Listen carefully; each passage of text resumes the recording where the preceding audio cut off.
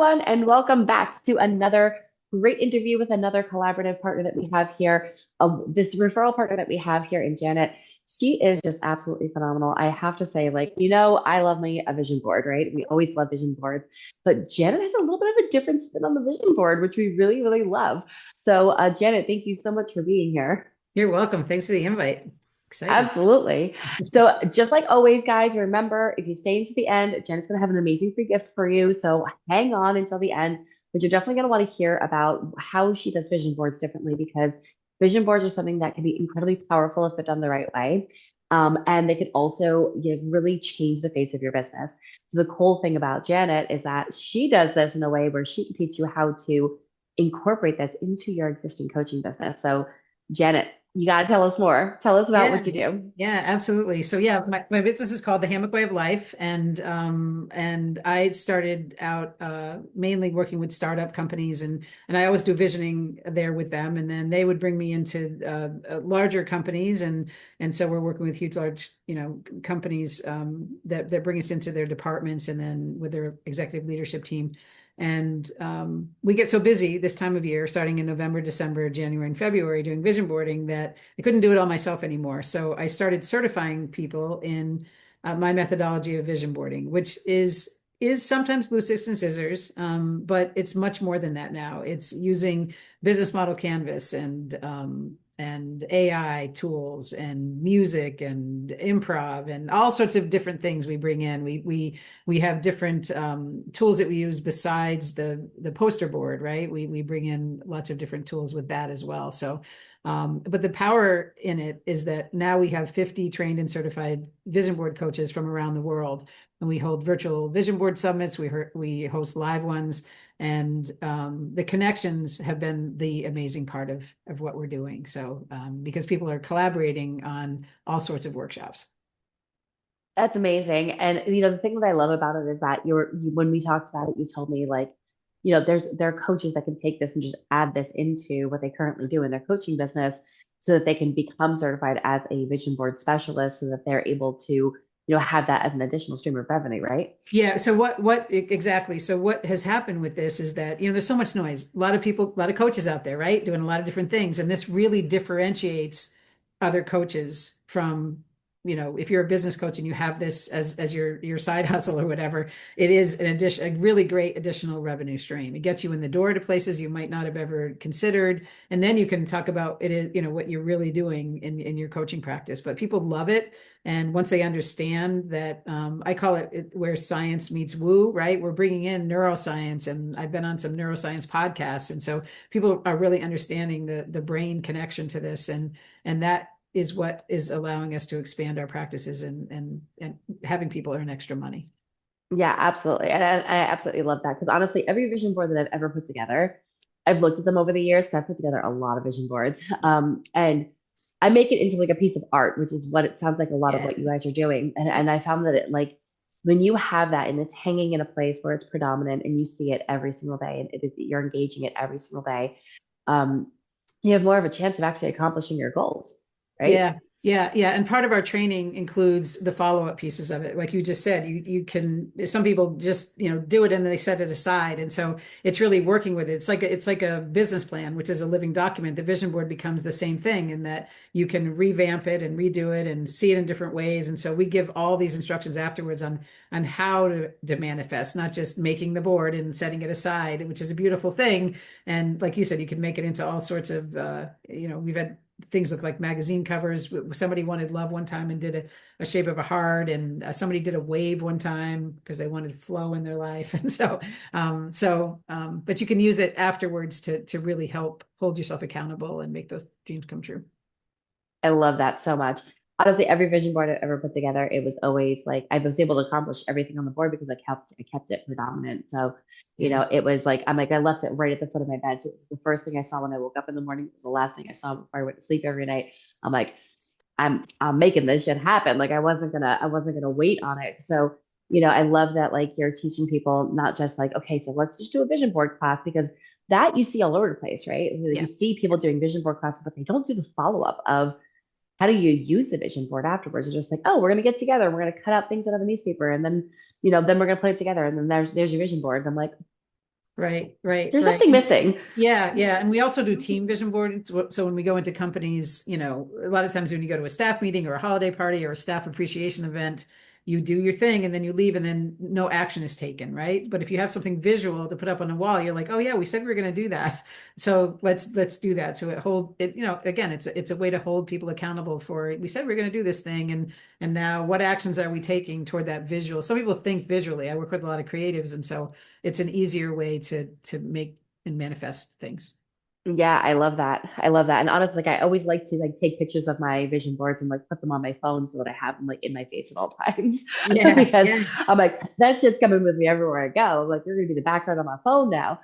Because they can be like this amazing work of art that like kind of gets you closer to those thoughts and dreams. So yeah. And it gets I you really ready. love The, that. the readiness piece is important. Quantum physics says like everything's out there. All the possibilities are out there waiting for us. We just have to meet them. And so if you're trained in it, if you've prepared for it through this process, then you're ready to meet whatever it is dream that you have, right? I love that. Okay. I love that. So like you're connecting with the universal source of it. So Yep. what is something about vision boards that people typically don't know, that people won't talk about? Um, that the feeling piece is important. So I think a lot of people create them in their heads, and especially when you do it virtually, right? So you are finding the photos, you're putting the words in, and you're not really guided by the universe, number one, when you do that. So and also when you put it on the board, you can think about it all you want, but when you really feel into it and say, instead of saying, I wish for that, I want that, I desire that, if you start to say, I have it, I own it, I am it, right? That aligns you with that vision better. And if you really, really feel it, that's when it's going to come to you. I love that. I love that. And you're absolutely right. Because when you're putting something out there to the universe or to anything for that matter, it's you always have to have ownership. If you don't have ownership, you're basically saying it's not mine yet. Right, right, right, right. It's out there. It's something I want. Again, I hear a lot of people say they want they're wanting, and that's just leaving them in a wanting state. Right? Yeah, Absolutely. And that doesn't serve anybody. right. Yeah. So what kind of coaches does this work for as far as like, what kind of coaches would you say would be like the number one that would come in and say, "Hey, listen, I want to add this into my type of business." Yeah, the ones that I'm working with right now, business coaches, executive coaches, health and wellness coaches. I guess those would be the top three that I mainly work with. But there's professors in my group. There are people that deal with trauma, a death doula, right? So grief and all that. So there really is a broad range of people. But I would say, business, health, and executive coaching is probably the best. People that have done coaching but want an additional certification and additional revenue stream. I love that. I love that. So, as far as those people go, as far as the people that are like that are listening to this right now, because most of these people are coaches and consultants, and they're like, "Hey, this sounds cool." What are some things that you would want them to take into consideration before they would have a call with you? Um, just to understand who their clients are and how, I actually like having skeptics in my network. I have this whole training segment that I do on skeptics because I've had people come in and say, "Oh, what is this? A kindergarten project with glue sticks and scissors?" And those sometimes have been my biggest advocates at the end because once they understand the power of it, they tell everyone else, "Oh, wow, this wasn't just that. It was a lot more in depth." So anybody that wants ideas on how to overcome skeptics and might have a client with that's very visual that they want to work with in a very different way and we even have somebody in our network who uses AI so that you can put real images, so it's not out of a magazine. You can put your own picture holding an Oscar or writing a book or you know riding in I a hot love that. balloon or something like that. So yeah, yeah, I love that. I love that because honestly, like when you put yourself in those positions, you can really see it a little bit better because you're visualizing it as yourself. So that's really cool. yeah, yeah, That's awesome. I love what it is that you're doing. So, but you have an amazing free gift. So can you tell us more about that gift? yeah. So I run a weekly creative mastermind group, and I invite people, especially coaches and consultants, to come in and introduce yourselves to our group. We have fashion designers, authors, artists, professors, all sorts of creative people in our group, web designers, graphic designers, you name it, right? And so you get in front of a great group of people to introduce yourself. So the free gift is you can speak at the group and introduce your coaching practice to the group or any other kind of business that you feel is aligned. We also have a play date at the end of every month. So if you like to play, we've had somebody that does laughter yoga come in, and we've done self portraits, and so we've had artists come in and play with us for a bit, improv actors, things like that. So so just type in EMU, EMU. My group is called Entrepreneur Meetup on Facebook, and so if you type in EMU, you'll be able to get on our calendar to introduce yourself to the group. Oh, that sounds awesome. Honestly, that sounds like so much fun too, because like we don't get any playtime. We don't get time to actually like Uh, have fun. We're always so much busy fun. working, and Yeah. that sounds so Do you fun. remember I don't know if you remember or not, but remember the thing you used to do in school where you would go, right? Right. That Yep. gesture makes sense, right? So we Oh made games yeah. one day with like little silly things The again. little fortune tellers. I Yeah, love those. exactly, right? To get you out of your headspace and into just some other space where people don't take the time to do those things anymore to to just, get out of their headspace and into a whole different creative realm. Yeah, absolutely. Get more into your body and have a little bit more fun. I mean, I used to make those with my kids all the time, and they were always just such a good time.